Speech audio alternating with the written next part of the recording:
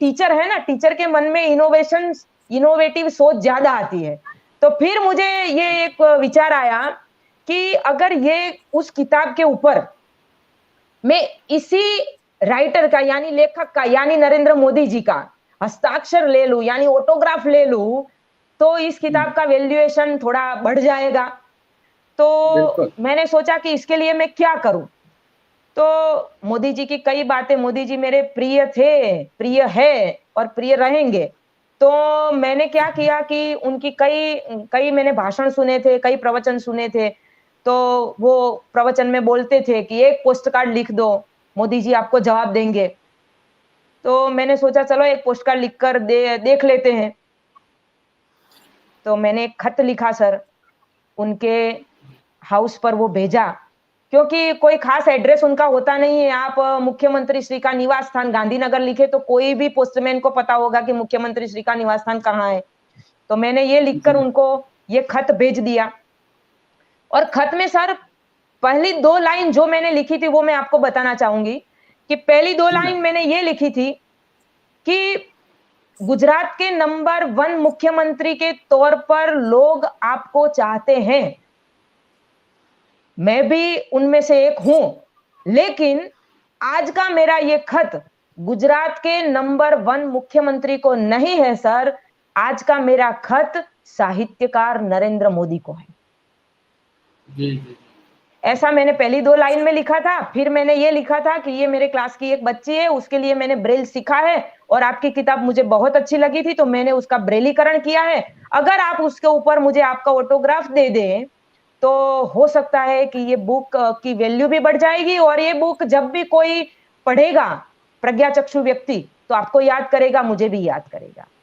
जी, तो सर मेरे मेरे मेरे आश्चर्य के साथ उनका पीआरओ वर्क बहुत अच्छा है और उनके जो वहाँ के जो ऑफिसर थे, उस वक़्त जो मेन सचिव थे वो कैलाश नाथन जी थे उनके। और वो जो पंड्या सर वहाँ जो सीएम के निवास स्थान पर ये सब कुछ सँभाल रहे थे। इसका मतलब ये कि एक-एक खत वहाँ पढ़ा जाता था। जी, तो मेरे छोटे से खत को उन्होंने पढ़ा और तुरंत ही उन्होंने मुझे फ़ोन किया। लेकिन ये हुआ कि उस वक़्त मेरे घर लैंडलाइन फ़ोन था और मैं मेहसाणा कुकस डाइट में गई हुई थी। एक ट्रेनिंग चल रही थी मेरी। तो मैं उसी वक़्त 4 बजे तो नहीं आ पाई, लेकिन उन ऑफ़िसर ने मुझे बोला कि सुबह आ जाओ आप। तो मैं सुबह चली गई वहाँ। उन्होंने जो एड्रेस दिया सीएम के निवास स्थान का, वहाँ गई सर। जो अभिमन्यु के 7 कोठे की तरह 7 कोठे पार करके मुझे अंदर ऑफिस में ले जाया गया पूरी जाँच करके। और सर ने बोला कि ठीक है, ये आपकी किताब, मैं किताब लेकर गई थी, किताब तो ठीक है, बराबर है, लेकिन देखो अंदर क्या लिखा है, सही लिखा है या गलत लिखा है, वो मैं तो पढ़ नहीं पाता हूँ। ऑफिसर ने बोला कि मैं नहीं पढ़ पाता हूँ, ये ब्रेल क्या है? ठीक है? जी, तो मैं आज रात को पहले मोदी जी को बताऊँगा, ये सब कुछ उनको जानकारी दूँगा, फिर आगे की बात हम आपको बताएँगे। मैंने बोला ठीक है सर। फिर चाय-पानी पीकर मैं वहाँ से घर आई। मैं बहुत खुश थी कि चलो आज सीएम निवास स्थान में चले गए, ऑफिसर ने हमसे बात की। फिर सर उन्होंने वो किताब के बारे में ये कहा, जब मोदी जी को ये किताब बताई गई, तो जो मोदी जी ने सर को बताया, वो उनके ऑफिसर ने मुझे बताया, फिर बुलाया दूसरे दिन और फिर कहा कि सर का कहना ये है कि इसमें सही लिखा है, गलत लिखा है। मोदी जी को गालियाँ लिखी है क्या? ये भी शब्द थे उनके। मोदी जी को गालियाँ लिखी होगी तो भी मैं भी नहीं पढ़ पाता हूँ, तू भी नहीं पढ़ पाते हो। ऑफिसर को बोला उन्होंने कि अगर इसमें गालियाँ लिखी होंगी कहीं, तो मैं भी नहीं पढ़ पाता हूँ, तुम भी नहीं पढ़ पाते हो। तो पहले भई उनको ये तो मोदी जी थे, विदेश वाले भी अब अच्छी तरह से उनको जानते थे। उन्होंने कहा कि पहले भई इसकी एक-एक पंक्ति की जाँच करवाओ, कि क्या लिखा है इसमें। तो उसके लिए फिर मुझे किताब लेकर सर अंधजन मंडल वस्त्रापुर भेजा गया जी, जी, और वस्त्रापुर में से मुझे एक सर्टिफिकेट मिला कि ये किताब कंप्लीट है और उनके 2 एक्सपर्ट ने ये पूरी किताब पढ़ी और उन्होंने ये सर्टिफिकेट दिया कि ये हम नहीं मानते हैं कि ये किताब जो 2 आँखों से देख सकती है, ऐसी नॉर्मल व्यक्ति ने लिखा है, हम नहीं मान सकते। क्या बात इतने है! अच्छे से, इतनी बिल्कुल बिना गलती ये किताब लिखी गई है, उसमें एक भी गलती नहीं है। और आज भी सर मैं अपने बच्चों को जब गुजराती सिखाती हूँ, तो मेरा बहुत ये उसके ऊपर फ़ोकस रहता है कि कोई गलती ना करे लिखने में, मतलब वो जो उसकी जो अ, जिसे बोलते हैं गुजराती में जोड़नी, उसकी कोई मिस्टेक ना हो, इसका मैं बहुत ख़्याल रखने की अपने लेवल पर कोशिश करती हूँ। तो उसमें से भी मैंने बहुत ख़्याल रखा था कि इसमें भी कोई गलती ना हो। तो उन्होंने जी, सर्टिफ़िकेट दिया, फिर वो सर्टिफ़िकेट और किताब लेकर मोदी जी ने मुझे बुलाई। फिर मैं ऑफ़िसर के पास गई, ऑफ़िसर को ये सब कुछ दे दिया, सर्टिफ़िकेट भी दे दिया, ऑफ़िसर खुश हो गए और फिर ऑफ़िसर ने कहा कि ठीक है, आज मैं मोदी जी को सर्टिफ़िकेट रात को 8 बजे बताऊँगा और ये किताब बताऊँगा, फिर आगे देखते हैं क्या होता है। मैंने बोला ठीक है, फिर मैं घर आ गई और फिर एक सैटरडे को उसके बाद के ही सैटरडे को मुझे मोदी जी ने आधे घंटे की मुलाकात दी सर। जी, हाँ, फिर मैं सैटरडे को चली गई, आधा घंटा उन्होंने मुझे दिया था। जब मैं उनके पास गई तो पहले वो सीएम निवास स्थान पे ही थे और उनकी ऑफ़िस में बैठे थे। मैं अपने ऑफ़िसर जिन ऑफ़िसर ने ये पूरा प्रोजेक्ट सँभाला था उनके पास पहले गई। वहाँ उन्होंने मुझे कुछ वहाँ के तौर-तरीके भी सिखाए, चाय पिलाई और फिर मैं वहाँ चली गई। फिर जो जिस कमरे में जिस ऑफ़िस में सर बैठे थे, वहाँ मैंने दरवाज़ा एक सर ने खोला और मैं वहाँ अंदर चली गई। तो मैं, जी मैम। मोदी जी और मेरे साथ मेरा भतीजा आया था, हम 3 थे और नहीं मानेंगे सर आप कि इतनी जी बड़ी मैम। पर्सनैलिटी, क्योंकि सीएम आज आज तक कई सीएम आए, कई पीएम आए, लेकिन पर्सनैलिटी में डिफरेंट होता है। तो जी मैम। जिस तरह से मैं मोदी जी को जानती थी या मोदी जी को मैं चाहती थी, तो वहाँ दरवाजे से 10 कदम पर उनका टेबल था। वहाँ तक जाते-जाते मेरे पैर काँप रहे थे। और मैंने दरवाजे से जाते ही बस हाथ जोड़ दिए ऐसे और हाथ जोड़े ही उनके टेबल तक चली गई। फिर टेबल के आगे मैं खड़ी रही और उन्होंने बोला गुजराती में, अभी भी मुझे वो याद है, "आओ, आओ गीताबेन, હું તો માનતો હતો કે તમે બહુ મોટા હશો."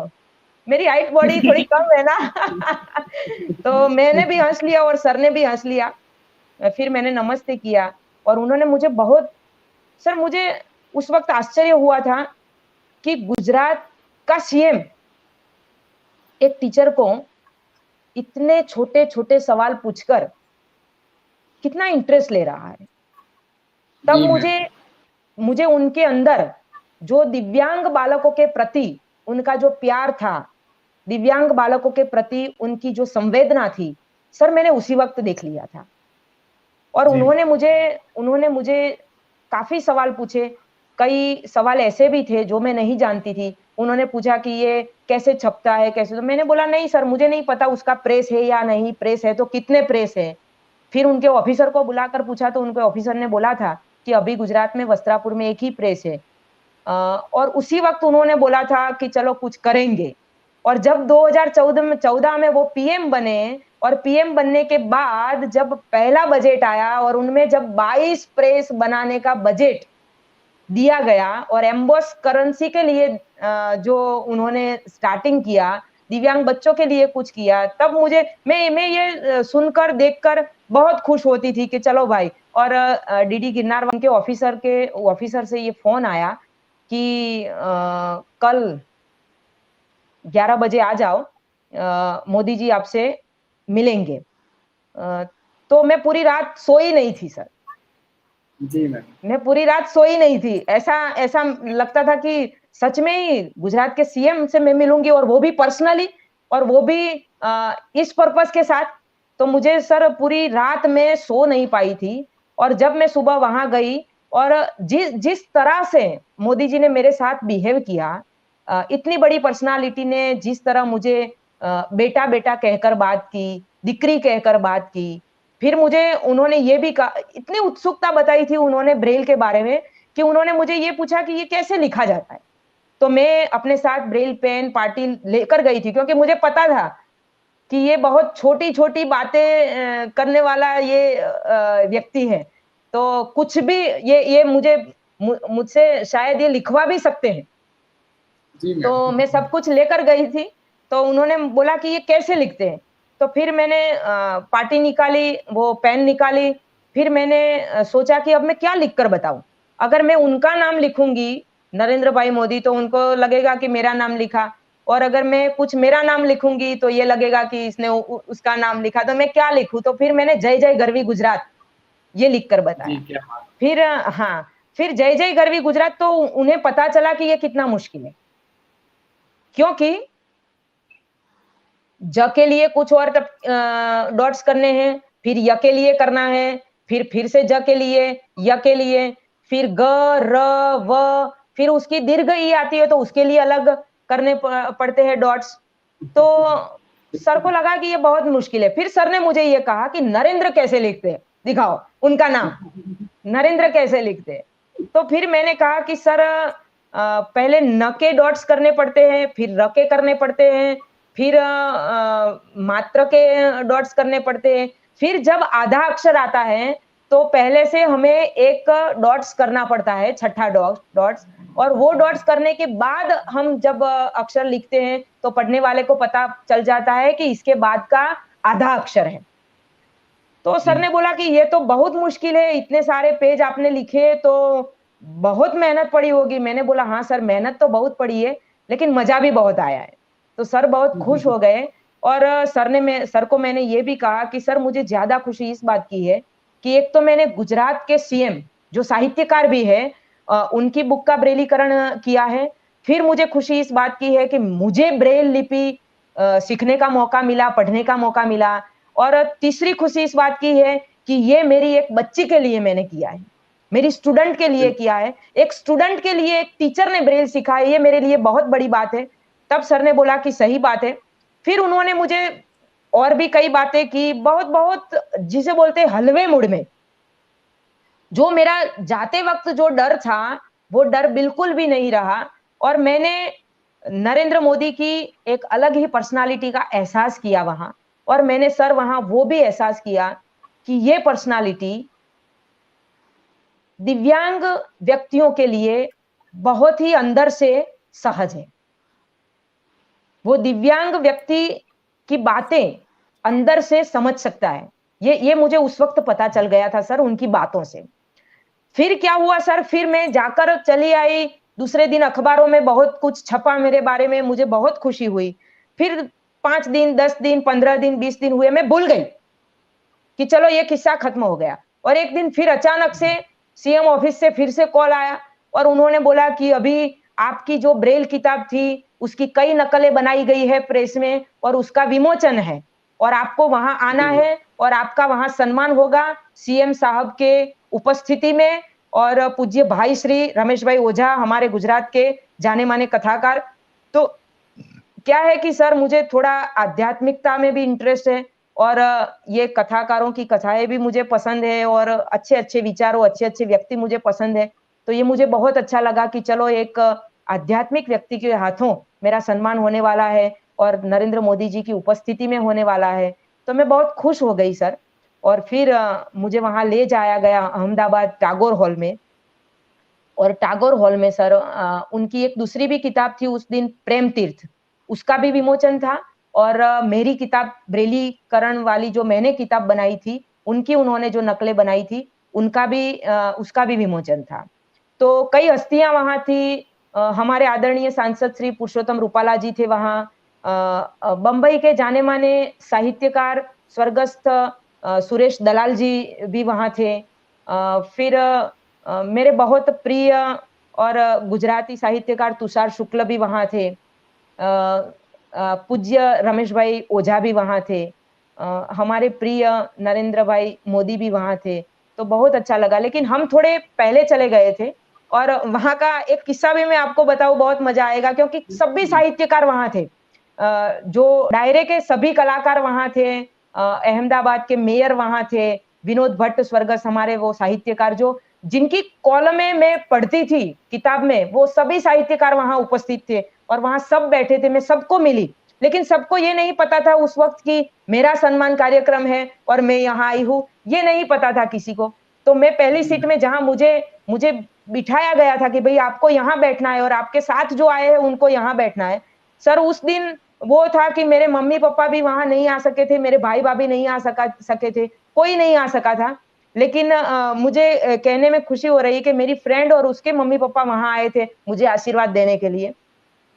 जो हम सब पहली लाइन में जहाँ बैठे थे और फिर मोदी जी का जब आगमन हुआ, सब बैठे, सब कुछ हो गया और फिर मोदी जी का आगमन हुआ, बाहर भारत माता की जय जब बुलवानी शुरू हुई, तो हमें लगा कि अब साहब आ गए हैं।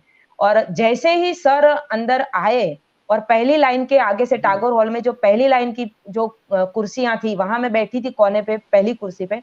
तो जैसे ही वो आए, तो सर मेरी कुर्सी के आगे वो खड़े रह गए और मुझे बोले कि अ आ गई बेटा, तो गुजराती में बोले थे वो, तो मुझे बहुत खुशी हुई और देखो कि मैं कुर्सी पर से ना ही खड़ी हो पाई और ना ही बैठी बस जैसे मैं पुतला बन गई थी उस वक़्त। क्योंकि गुजरात का एक सीएम जब आपका आपके हाल-चाल पूछता है तो वो बहुत खुशी की बात होती है।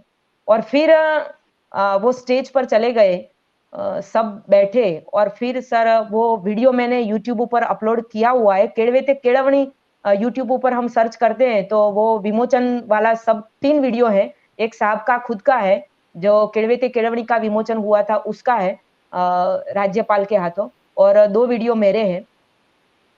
वो मैंने पूरा उनका प्रवचन भी वहाँ रखा है और सब उस वक़्त मुझे ज़्यादा खुशी हुई कि जब मोदी जी की बारी आई बोलने की आखिर में और जब सर ने पहली लाइन ये बोला कि आज मेरी 2 किताबों का विमोचन है, एक प्रेम तीर्थ और एक केळवे ते केळवणी।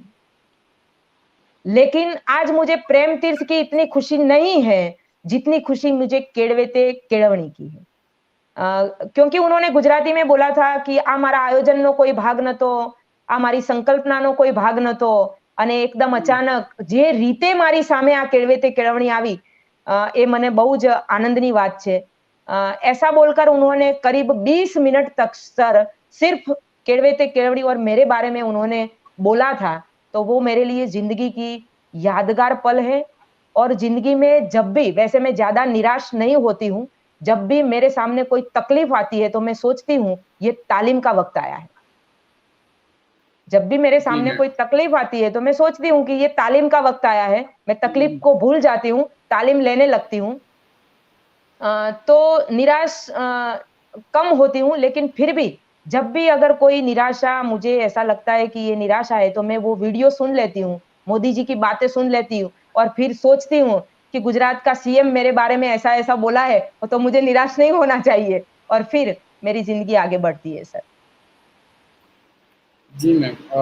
बड़ी